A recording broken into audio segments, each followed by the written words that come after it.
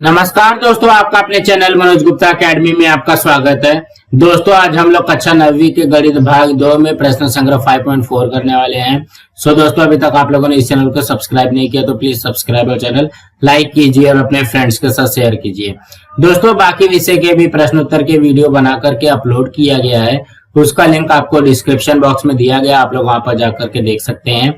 तो आइए अब हम लोग चालू करते हैं प्रश्न संग्रह 5.4। ये है प्रश्न संग्रह 5.4। उसके पहले प्रश्न में क्या दिया गया है, यदि चतुर्भुज आई जे के एल में भुजा आई जे समांतर है भुजा के एल के हो और कोण आई बराबर 108 अंश, कोण के बराबर 53 अंश, तो कोण जे तथा कोण एल के माप ज्ञात कीजिए। तो सबसे पहले हम लोग एक कच्ची आकृति बना लेते हैं। क्या नाम दिया गया, आई जे के एल, तो ये हो जाएगा आई, यहाँ पे जे, ये हो गया के और ये रहा हमारा यल। अब क्या बोला गया, भुजा आई जे समांतर है के एल के। देखोगे आई जे समांतर है के एल के और कोण आई जो है 108 अंश है, तो यहाँ पे लिखेंगे कोण आई बराबर 108 अंश दिया गया और कोण के कितना दिया गया है, ये दिया गया हमको 53 अंश। और कोण जे मतलब ये वाले कोण का माप निकालना है, कोण यल ये वाले कोण का माप हमको निकालना है। तो यहाँ पे ध्यान से देखोगे हमको क्या निकालना है, कोण जे निकालना है ना। तो सबसे पहले हम लोग कोण जे निकालते हैं।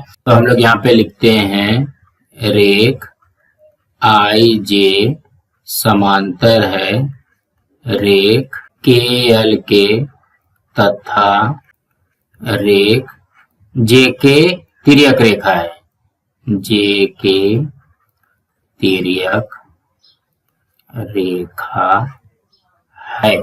इस तरीके से बन जाएगा। देखोगे आई जे और ये के एल ये समांतर रेखा होगी और जे के क्या हो जाएगी, तिर्यक रेखा हो जाएगी। तो यहाँ पे हम लोग लिखेंगे कोण जे धन कोण के बराबर 180 अंश। अंतः कोण क्या होता है, 180 अंश का होता है ना। यहाँ पे इसका कारण क्या बनेगा, अंतः कोण से। ठीक, तो ये हो जाएगा कोण जे वैसे का वैसे रहेगा। कोण के का मान दिया गया है 53 अंश बराबर ये हो गया 180 अंश। तो यहाँ पे ध्यान से देखोगे प्लस 53 हो रहा है, इस साइड जाएगा तो क्या हो जाएगा, माइनस 53 हो जाएगा।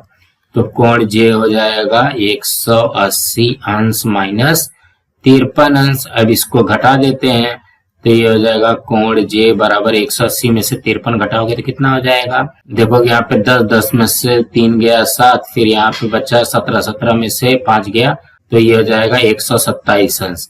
तो कहने का क्या मतलब है, कोण जे हमारा आ गया 127 अंश। ये तो कोण जे निकल गया। अब यहाँ पे देखोगे कोण यल निकालना है ना। तो यहाँ पे देखोगे कोण आई और यहाँ पे कोण यल ये दोनों का मिला करके 180 अंश होना चाहिए अंतः कोण से। तो यहाँ पे भी लिखेंगे रेख आई जे समांतर है रेख के एल तथा तिर्यक रेखा क्या बन जाएगी, आई एल। रेख आई एल तिर्यक रेखा है, तिर्यक रेखा है। तो ये भी अंतः कोण से क्या बन जाएगा, इसलिए कोण यल धन कोण आई बराबर 180 अंश। ये किससे आया, अंतः कोण से। तो यहाँ पे लिखेंगे अंतः कोण, अंतः कोण से ये भी हो गया 180 अंश दोनों का टोटल। तो हो जाएगा कोण यल निकालना है, कोण आई दिया गया 108 अंश बराबर 180 अंश। तो ये हो जाएगा इसलिए कोण यल बराबर 180 अंश माइनस 108 अंश।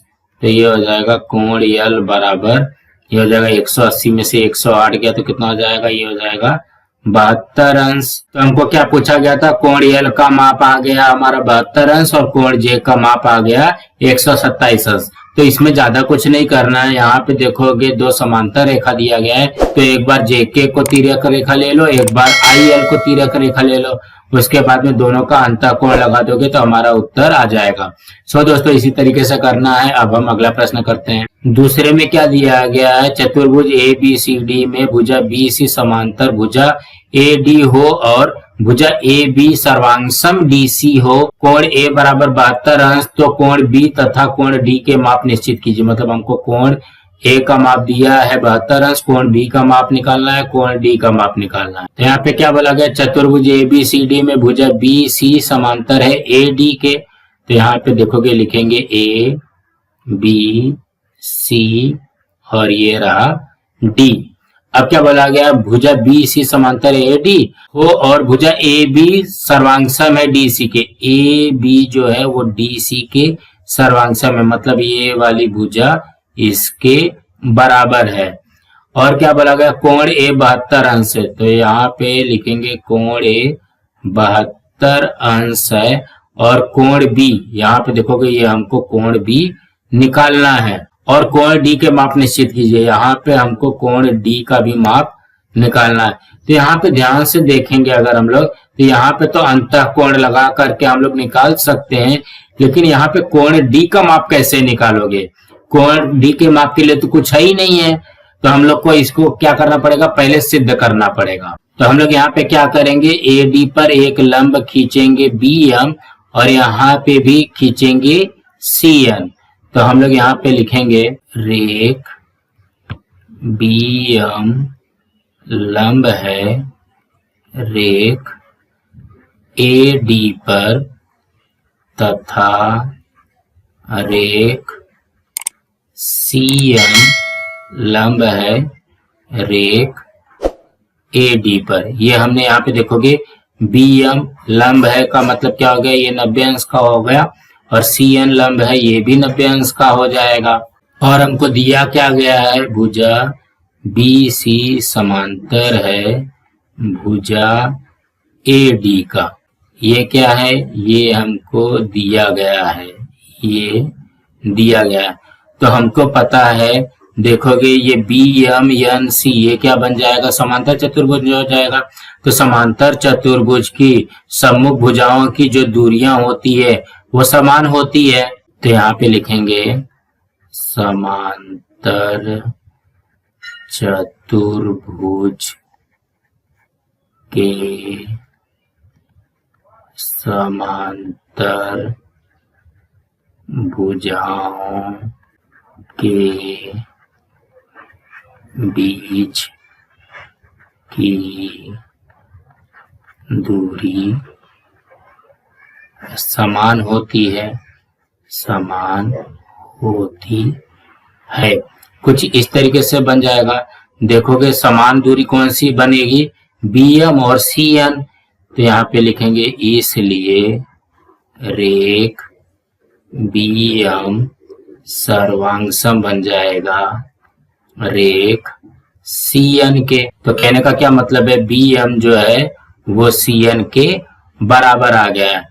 तो अब हम लोग यही दो त्रिभुज पकड़ते हैं, इसको सिद्ध करना पड़ेगा ना हमको पहले।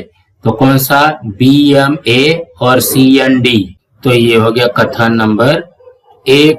और हमको कौन सा त्रिभुज पकड़ना है, बी एम ए। यहाँ पे लिखेंगे त्रिभुज बी एम ए तथा त्रिभुज सी एन डी में। अब इसको सिद्ध करते हैं। तो देखोगे बी एम सी एन के बराबर है, सर्वांगसम है। तो ये लिखेंगे रेख बी एम सर्वांगसम रेख सी एन। ये कथन 1 से आ गया। उसके बाद में रेख बी ए और सी डी ये सर्वांगसम दिया गया है। यहाँ पे देखो कि भुजा दिया गया है, लेकिन ये जब 90 अंश का हो जाएगा, 90 अंश के ठीक सामने क्या होता है, कर्ण होता है। यहाँ पे लिखेंगे कर्ण बी ए सर्वांगसम कर्ण सी डी। ये किससे आ जाएगा, इसका कारण क्या है, ये दिया है, मतलब ये दत्त है। इस तरीके से हो जाएगा। अब उसके बाद में यहाँ पे देखोगे बी एम ए कोण है, ये कोण बी एम ए सर्वांगसम कोण सी एन डी। ये कितने अंश का है, ये 90 अंश है। देखोगे ये रचना से ये बी एम ए और यहाँ पे सी एन डी ये 90 अंश का है। तो ये तीनों सिद्ध हो गया। तो ये हो जाएगा इसलिए त्रिभुज बी एम ए सर्वांगसम त्रिभुज सी एन डी। कौन सा कसौटी लग जाएगा? कर्ण भुजा कसौटी लगेगा।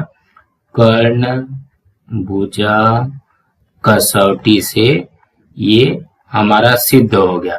जब ये सिद्ध हो जाएगा तो हम लोग इसको क्या लिख सकते हैं कि बी ए यम सर्वांगसम सी डी एन। तो यहाँ पे लिखेंगे कोण बी ए यम सर्वांगसम कोण सी डी एन। ये क्या हो जाएगा? सर्वांगसम त्रिभुज की संगत कोण। इसको हम लोग और क्या लिख सकते हैं? अर्थात देखोगे बी ए एम है ना, बी ए एम है तो इसको मैं ऐसा लिख लूं क्या? B A D. यहाँ पे मैं लिख लेता हूं कोण बी ए डी सर्वांगसम कोण सी डी एन है। देखोगे सी डी एन है तो सी डी ए लिख लिया, सी डी ए। इसका कारण क्या आएगा? ए एम डी एक रेखीय है और ए एन डी भी एक रेखीय है। अभी आ गया क्या आया हमारे पास? कोण बी ए डी सर्वांगसम कोण सी डी ए। इस तरीके से आया है। ध्यान से देखोगे बी ए डी हमको कितना दिया गया? 72 अंश। तो हो जाएगा 72 अंश बराबर कोण सी डी ए। तो इसलिए लिख सकते हैं कोण सी डी ए बराबर 72 अंश।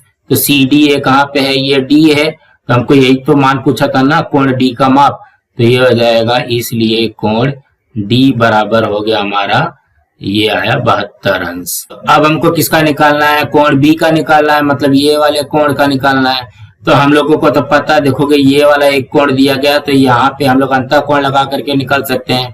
यहाँ पे भुजा बी सी समांतर है भुजा ए डी के, और यहाँ पे बी है उसकी तिर्यक रेखा हो जाएगी। तो वही लिखते हैं, यहाँ पे लिखो रेख बी सी समांतर है रेख ए डी के तथा रेख बी ए तिर्यक रेखा है, तिर्यक रेखा है। कुछ इस तरीके से बन जाएगा। तो ये क्या हो जाएगा? कोण बी धन कोण ए बराबर ये कितना हो जाएगा? 180 अंश हो जाएगा। तो ये क्या आ जाएगा? अंतः कोण से, अंतः कोण से। अब हम लोग इसको सोल्व करते हैं तो ये हो जाएगा कोण बी धन कोण ए का मान दिया है 72 अंश बराबर 180 अंश। तो ये हो जाएगा कोण बी बराबर ये 180 अंश, ये 72 अंश प्लस और ऐसे हट जाएगा तो क्या हो जाएगा? माइनस हो जाएगा। तो 180 में से 72 गया तो कितना हो जाएगा? 108 अंश हो जाएगा। तो इसलिए कोण बी बराबर हो जाएगा 108 अंश। दोस्तों इसमें ज्यादा कुछ करना नहीं है। तो सबसे पहले हमको क्या बोला गया था कि कोण बी और यहाँ पे कोण डी का माप निकालो। तो हमने पहले क्या कर दिया कि कोण डी का माप निकाल दिया। तो हम लोग क्या करेंगे? पहले बी एम और यहाँ पे सी एन इस तरीके से खींचेंगे कि ए डी पर लंब हो जाए। जब ये ए डी पर लंब हो जाएगा तो समांतर चतुर्भुज के समांतर भुजाओं के बीच की दूरी क्या होती है? बराबर होती है। तो बी एम बराबर आ गया हमारा सी एन, ये कथन नंबर 1 से हो जाएगा। और यहाँ पे ए बी और ये डी सी या सी डी हमको दिया गया है। तो यहाँ पे देखोगे ये कर्ण हो जाएगा, ये भुजा हो जाएगा, यहाँ पे ये 90 अंश का हो जाएगा। तो कर्ण भुजा कसौटी से इसको सिद्ध कर लिया। तो ये सर्वांग त्रिभुज की संगत कोण, तो कोण ए और कोण डी बराबर आ गया। तो कोण ए का मान कोण डी के मान के बराबर हो जाएगा। तो यहाँ पे देखोगे कोण डी का मान हमारा यहाँ पे आ गया है। अब उसके बाद में कोण बी का माप निकालना है। तो कोण बी और कोण ए का माप का टोटल कितना होता है? 180 अंश होता है। ये तो सबको पता है अंतः कोण से। अभी अंतः कोण में रख करके हमारा ये मान आ जाएगा। दोस्तों इसी तरीके से करना है। दोस्तों अब हम लोग अगला प्रश्न करते हैं। तीसरे प्रश्न में क्या दिया गया? आकृति 5.32 में चतुर्भुज ABCD में भुजा BC छोटा है भुजा AD से, भुजा BC समांतर है भुजा AD तथा यदि भुजा BA सर्वांगसम में भुजा CD हो तो सिद्ध कीजिए कि ABC सर्वांगसम DCB। तो सबसे पहले हम लोग यहाँ पे ध्यान से देखते हैं क्या बोला गया है। ABCD ये इस तरीके से दिया गया है। BC छोटा है AD से, मतलब AD हमारा बड़ा दिया गया है। BC समांतर है AD से, BC समांतर भी AD से। BA सर्वांगसम CD, मतलब BA जो है वो CD के सर्वांगसम भी दिया गया है। तो सिद्ध करो कि ए बी सी का मतलब कौन सा कोण, ये एक ये वाला कोण, और डी सी बी ये एक ये वाला कोण, ये बराबर है। तो अब भी जस्ट हम लोग ने दूसरे वाले सवाल में देखा था कि हम लोगों ने क्या सिद्ध किया था कि कोण ए बराबर है कोण डी के, इस तरीके से सिद्ध किया था। तो उसमें हम लोगों ने रचना क्या किया था, बी से यम यहाँ पे एक रेखा खींचा था और सी से एन यहाँ पे ए डी पे लंब खींचा था। तो वैसे यहाँ पे भी खींचते हैं और नाम भी वही दे देते हैं ताकि समझने में और थोड़ी सी आसानी हो जाएगी। ये हो जाएगा यम और ये हो जाएगा यन। ये बना हमारा 90 अंश का कोण, ये भी बन जाएगा 90 अंश का कोण। इस तरीके से बनाना था या इस तरीके से हमने बनाया था। अब हमको इसको सिद्ध करना है। तो सबसे पहले हम लोगों ने उसमें भी क्या लिखा था कि रेख बी एम लंब है रेख ए डी पर तथा रेख सी एन लंब है रेख ए डी पर। ये इस तरीके से हम लोगों ने लिखा था वहां पे। जब ये लंब हो जाएगा तो ये कितना अंश का हो जाएगा, ये 90 अंश का हो जाएगा। और हमको क्या दिया गया है, भुजा बी सी समांतर है भुजा ए डी पर, ये हमको दिया गया है, मतलब ये दत्त है, दिया है। देखोगे यहाँ पे लिखा है ना बी सी समांतर है ए डी पे, ठीक है। तो अब हमको पता है कि समांतर चतुर्भुज की समांतर भुजाओं के बीच की दूरी समान होती है, तो वही यहाँ पे लिखते हैं समांतर चतुर्भुज के समांतर भुजाओं के बीच की दूरी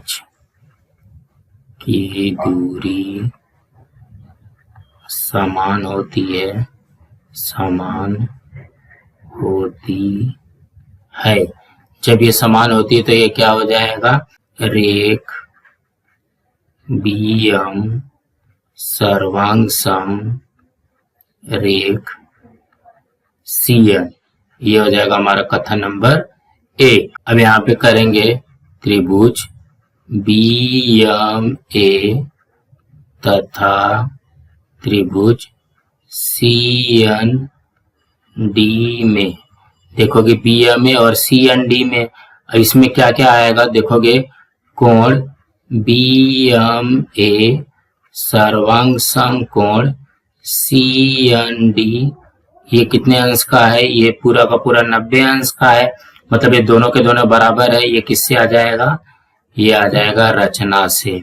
उसके बाद में रेख बी एम सर्वांग सम रेख सी एन, ये कथन 1 से, कथन 1 से, कथन 1 से देखोगे बी एम सर्वांग सम सी एन है और उसके बाद में बी ए सी डी के बराबर हमको दिया गया है। तो यहाँ पे लिखते हैं कर्ण बी ए सर्वांग सम कर्ण सी डी, ये हमको दत्त में दिया गया है।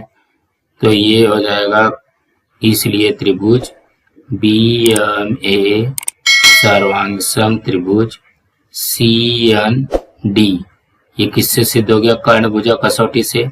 यहाँ पे लिखेंगे कर्ण भुजा कसौटी से, ये हमारा सिद्ध हो गया। यहाँ पे लिखेंगे इसलिए कोण बी ए एम सर्वांग सम कोण C D N, C D N, इसका कारण क्या आएगा, सर्वांग सम त्रिभुज की संगत कोण।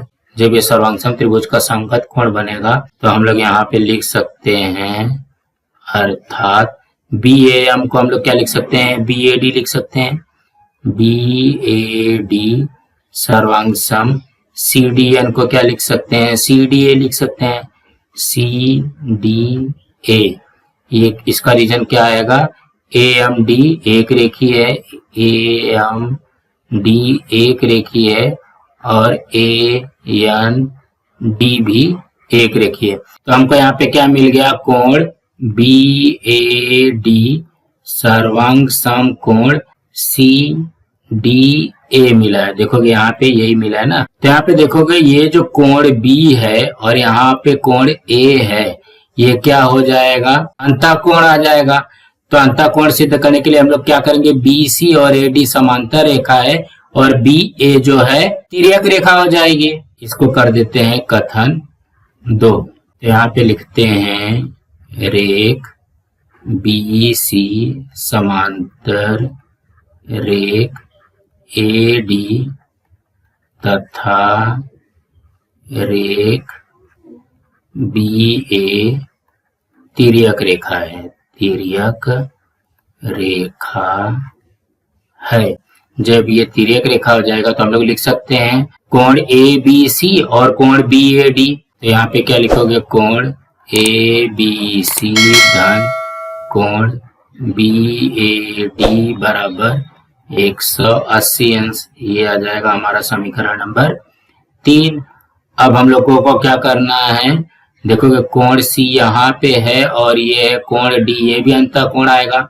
यहाँ पे BC और AD समांतर रेखा हो जाएगी और CD तिर्यक रेखा हो जाएगी। तो यहाँ पे लिखेंगे रेख BC समांतर रेख AD तथा रेख CD तिर्यक रेखा है, तिर्यक रेखा है। तो इसमें कौन सा कोण बनेगा, ये हो जाएगा DCB और यहाँ पे CDA। यहाँ पे लिखेंगे कोण DCB धन कोण CDA बराबर 180 अंश का। ये हो जाएगा कथन 4 से। अब ये देखोगे ये भी 180 अंश है, ये भी 180 अंश है, तो दोनों ये और ये दोनों साथ में लिख सकते हैं। इसलिए कोण ABC धन कोण BAD बराबर कोण DCB धन कोण CDA। ये किससे आ जाएगा, कथन 3-4 से, कथन 3-4 से। ये दोनों कथन से बराबर बराबर लिख सकते हैं। तो यहाँ पे ध्यान से देखोगे कोण ABC धन, देखोगे ये वाला जो BAD है, BAD के जगह पे हम लोग क्या लिख सकते हैं, कोण CDA लिख सकते हैं, कोण CDA बराबर, बाकी सब सेम लिख दो, DCB धन कोण CDA। ये किससे आ जाएगा, कथन 2 से, कथन 2 से। कथन 2 से हमने क्या किया, BAD के जगह पे लिख दिया CDA। यहाँ पे भी देखोगे बराबर के लेफ्ट साइड में भी CDA है, बराबर के राइट साइड में भी CDA है, तो ये कट जाएगा। तो ये क्या बचेगा, कोण ABC बराबर है कोण DCB। तो यहाँ पे लिख सकते हैं, इसलिए कोण ABC सर्वांग सम है कोण DCB। देखोगे यही तो हमको सिद्ध करना था, कोण ABC सर्वांग सम है कोण DCB। तो कहने का क्या मतलब है, इसमें भी आप लोगों को ज्यादा घबराना नहीं है। सबसे पहले जैसा हम लोगों ने प्रश्न नंबर 2 में किया, इसको ये प्रूफ कर देना है कि ये वाला जो BMA और CND है, ये कर्ण भुजक कसौटी से ये सिद्ध हो जाएगा। जब ये कर्ण भुजक कसौटी से सिद्ध हो जाएगा तो सर्वांग सम त्रिभुज के संगत कोण लगा करके BAM और CDN ये सर्वांग सम सिद्ध कर लो। उसके बाद में यहाँ पे अंतःकोण लगा करके कोण A और कोण B 180 अंश का हो जाएगा और यहाँ पे कोण C और कोण D ये भी 180 अंश का हो जाएगा।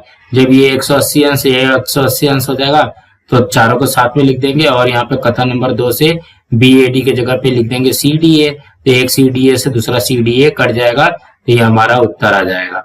सो दोस्तों इसी तरीके से करना था। दोस्तों आज हमारा यहाँ पे प्रश्न संग्रह 5.4 कंप्लीट हुआ। दोस्तों आप लोगों को ये वीडियो कैसा लगा आप लोग कमेंट बॉक्स पे जरूर लिख करके बताइए और इस वीडियो को ज्यादा से ज्यादा लाइक कीजिए, अपने फ्रेंड्स के साथ शेयर कीजिए ताकि उनको भी प्रश्न संग्रह 5.4 मिल सके और इस चैनल को सब्सक्राइब कीजिए। नमस्कार दोस्तों।